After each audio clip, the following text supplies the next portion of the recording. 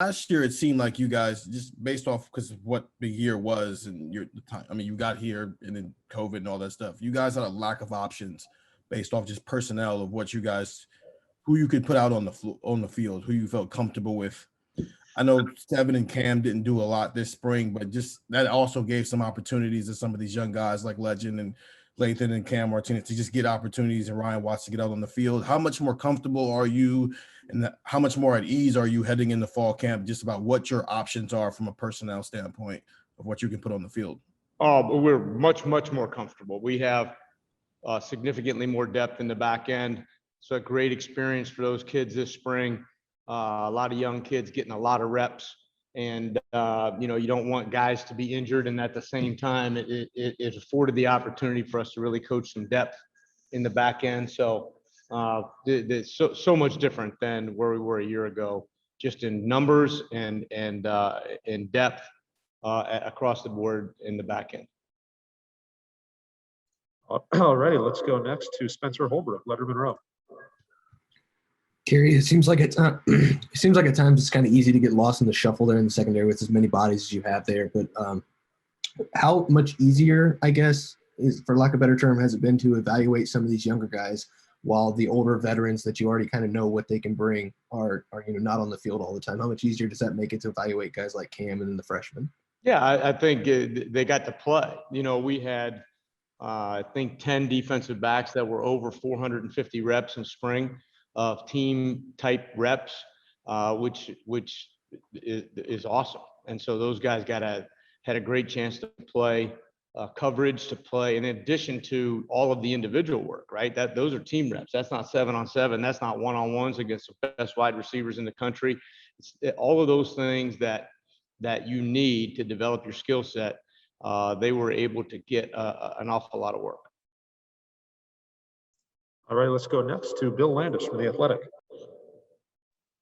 Hey, Kerry, I know you had some guys out at the inside linebacker positions this spring, and your numbers maybe were a little lighter there. So was the idea of playing more of that hybrid guy in place of the Sam because of that, or is this the direction you'd like to see the defense go moving forward, with kind of playing a safety linebacker hybrid more in that Sam spot than a traditional Sam linebacker? No, it's a great question, Bill. I think that what we want to do is get our best 11 guys on the field. And I think that when you have to evaluate who's healthy, who's able, and who's capable to play. And I think that what spring allowed us to do was to just continue to develop options along those lines. And it was unfortunate that we had some injuries at linebacker, but it gave us the opportunity to put some different kids in some different spots, which I think, again, lends itself to depth in the fall. And so not ideal all the time. Some guys playing in the box that haven't played there before, but I think that doesn't do anything but serve us well going forward.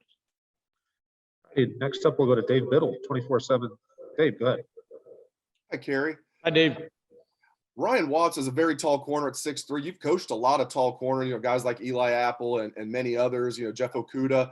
I don't know if you've ever coached a corner this tall. Just what stands out about him other than his height, and what do you expect out of him this fall, Kerry? Yeah, he had a great spring, over 500 reps. He is tall. He's the tallest corner that I've ever coached, but he's able to transition his body in short space quickness.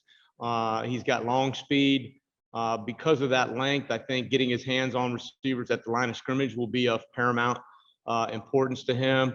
And then his ability to have range in zone. Sometimes when you have that big wingspan, you can get your hands on balls. And so those taller guys can also do that in zone coverage. So I thought it was a very good and productive spring for Ryan. I'm excited for him in the fall.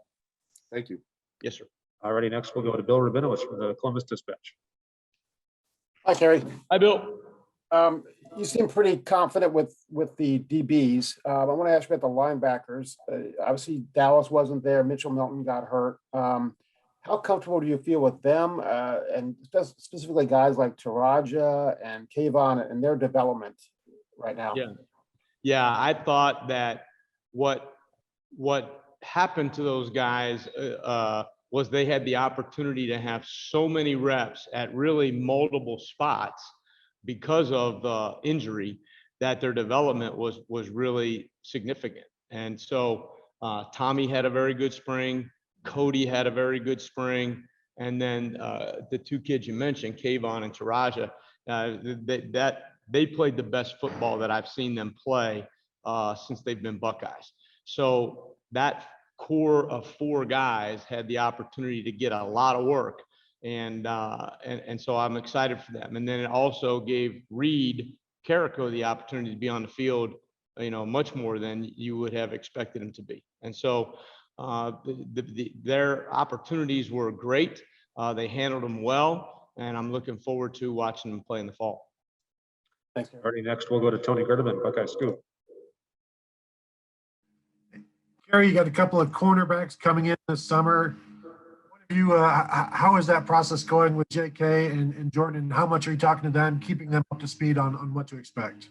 Yeah, those kids have done a great job of staying connected, learning the playbook. It's not the same. We experienced that last year. You're not learning on Zoom the same way that you're learning in person. And anybody who says that you are is kidding themselves. And there's no substitute for on the field activity. At the same time, Chris Fenelon with our strength staff is monitoring those guys and working with them on the workout plans and those kind of things. And obviously the coaches, Coach Barnes has done extensive work with those guys, getting them prepared. I'm excited for them to get here. Their learning curve is going to be like this. When they do arrive, it's going to have to be intense and fast, and we got to get them ready. But again, I think there are kids that can help and can contribute, all 3 of those kids, somehow, some way in the fall. And I'm looking forward to that. I think that the depth in the back end is going to help us. So having kids who can run and having kids who can cover and having kids who can play, so that a corner doesn't take 78 snaps in a game, so that we can rotate guys and keep guys fresh and keep moving them along. Same thing at the safety spots, and being able to play fresh guys, I think will pay us great dividends in the fall. Alrighty, next we'll go to Dan Hope from 11 Warriors. Dan. Hey, Kerry, just to follow up on the bullet, if that's something that you guys decide to make a full-time part of his defense, what do you think are the advantages of having a hybrid guy like that out there on the field regularly? Well, I think you have to make decisions based on game plan of how you're going to attack the offense based on how they're going to attack you. And so if you're playing in the spread game and you've got teams that are going to spread the field, throw the ball around a lot, you got to make sure that you have a plan to handle that. If you're going to play the teams that are going to pack it in and play with 2 tight ends and run the ball and those kind of things, you got to have a plan for that. What the bullet, what that position affords you the opportunity to do is to try to play both sets of personnel that the offense has to offer without necessarily having to change your personnel on first and second down. And so I love the way those guys competed this spring, Craig and Ronnie, and I'm excited for their fall. And I think it's going to be a piece of what we do. Absolutely. All right, let's go next to Nathan Baird, Cleveland.com. Hey, Kerry, I have yet another bullet question. Curious, when you talk about Craig Young, you talk about Ronnie Hickman, those to us look like 2 very different kinds of athletes, like sort of like 2 sides of the same hybrid coin. Do you ultimately want like multiple options of the kind of athlete you would use at that position, or is the long-term goal to take 2 guys like that and sort of develop them more towards being the same kind of athlete, if that makes sense? Yeah, it's a great question. I think that anytime you're putting together a package, you're going to try to make sure that the defense is emphasizing your players' strengths and not exposing their weaknesses. And so while those 2 kids are different, and Court Williams would be the 3rd piece of that puzzle, you're looking at different types of players. You're going to, when they're on the field, you're going to want to emphasize what they do best. And so I think it's a great question. It's a good study for how you're going to use personnel in the fall. Obviously, that's not something we want to get into great detail about, but there are differences in the skill sets of several of our players. And I think one of the things that we want to be able to do is not go out there and play with 11 guys. We want to be able to try to play we've got a lot of kids, a lot of young talent, a lot of kids that are developing, and we want them to play, and we want them to play in roles that are where they're going to be successful, and use them to help us be successful. Ready, next up, Austin Ward, Leonard Monroe. Kerry, it seemed like Cameron Martinez had a solid spring and maybe is more comfortable over there on defense. Can you evaluate the work he did over those 15 practices and how he's looking in the secondary now? Yeah, I thought he had a great spring. Had the opportunity mostly to play in that cover safety spot, played some corner as well. I think that the transition from being a great quarterback in high school to being a defensive back takes time. I think that his time has been really well spent. He has great body control, and he also has a pretty good awareness of what offenses are doing.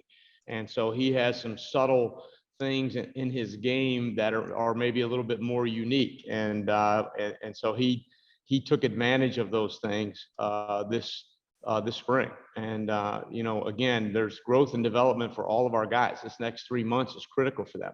But he had a good spring, and he's put himself in a good spot to be able to compete for good playing time in the fall. Thanks, Kerry. All righty, next, let's go to Doug Lamarice, Cleveland.com. Kerry, I'm going to try to ask a two-part question. It's one question because You're you only can tell allowed me. one, Doug. You're only allowed one. But the premise of my question might be invalid, so I need help with the start of it. Well, then I'm probably going to not answer any part of it. When you guys are playing 3 linebackers and a single deep safety, that idea of a defense is we're going to have enough guys in the box and we're going to stop the run, and then we're going to deal with the pass. You want to do everything, but we're not going to let you run on you. Is that a fair assumption when you line up that way? I think if you play, yes, I would think that'd be an accurate assumption. The more linebackers you play, the more you are gearing yourself to stop the run. Correct. Okay. So in a world where we know what these passing offenses look like now, and you guys see it, you saw Trevor Lawrence and Mac Jones and Devontae Smith and Jalen Waddle. With where the game has gone, are you reevaluating whether the way we line up in our base, that stop the run first and then deal with the pass, maybe that's not how we should think? That now if we're going to go with a bullet or maybe play more safeties or whatever, because of the passing games in college football, are you rethinking anything about what your base defense looks like at least against certain teams? I think that we'll go back to the original question today, and just talking in generalities, Doug, we want to get our best players on the field. And so we had a core group of really good linebackers last year. Everybody would agree that group had experience and talent, and they could play. And that was a strength of our defense. And so as you look at the totality of our personnel, we've got a really good, strong front, right? We've got guys that are interchangeable parts up front, and we're excited about them. So we want to make sure that we're maximizing their ability. And we got caught in a situation this spring where we had fewer linebackers. Doesn't mean that we're going to have fewer linebackers in the fall. Those guys come back, they're healthy. We get it. We are able to incorporate that. But at the same time, we have to make sure that we are structuring our defense in order to defend what the offense and attack the offense in what they do best. And so, based on your schedule and based on who you're playing, that's kind of how you formulate the plan. And so you have to, it's not an overall answer for, okay, it's college football, they're throwing the ball more, so we got to do this. It's just this week against this opponent, how are we going to play that? And we would like to think that we have more options available to us this fall, probably just because of depth, than we probably had last fall. And so we're excited about that. All righty, we'll do 2 more for Coach Combs. The first one to Joey Kaufman, Columbus Dispatch. Kerry, just wanted to ask if you had any, expectation or hope or about getting Marcus Hooker back in your secondary at all by the end of, just later this year. Just kind of what's the latest on him? Yeah, that I have no comment on that because I don't know. So anything I would say would be foolish, but appreciate the question. All righty, we'll wrap it up with Jeremy Birmingham, Leonard Monroe. Hey, Kerry, obviously, as you mentioned, the linebacker position is so thin that you guys had to put a long snapper and Rowan McCullough at linebacker for the spring game. How hard is it to resist the temptation to just take an athlete like Craig Young and move him back into linebacker and just say, hey, we need you here. This is where you're going to have to play, as opposed to the long-term view of the defense? Yeah, I think that's what you have to do, right, Jeremy? We have to be prepared. And we went through this whole process last year in the COVID world where guys had to be versatile and they had to know and learn more than one position. I think we talked about that at length, and we coached them that way. The difference was last year we're trying to do that in a remote environment and trying to get guys ready to play different spots. And it's more challenging. I think this year that's exactly where you find yourself. If you have an area of depth and an area where you don't have as much depth, then you may have to borrow from one to the other to get guys on the field and to allow them to play. But I don't want to retard anybody's learning process by moving them wholeheartedly or wholesale to a new spot. If we can continue to teach them and coach them in more than one spot and allow them to be versatile, I think we're better that way. And I think it prepares us for a long season that way. So I would say to you that it's an excellent question. We're going to fight the temptation to put anybody into a specific box and try to use a really quality coaching staff to coach guys in different roles to get them ready to be able to do that. So linebacker depth is thin, long snapper depth is good. I would say that. I thought Rowan did a great job in the spring game, ran around there and made plays, and that kind of stuff helps out. You don't want to put anybody at risk out there in the spring game by having so many reps that something happens and injury occurs. And so, we're going to continue. I don't have specific comments about Rowan, but we're going to continue to move guys around in versatile ways to allow them to help the team the best way they can. Alrighty, and on that note, Coach, thank you very much for spending a little time. Thanks for watching. Be sure to click on that subscribe button so you don't miss a single thing, and come visit us over at BuckeyeGrove.com for all the best Ohio State information on the web.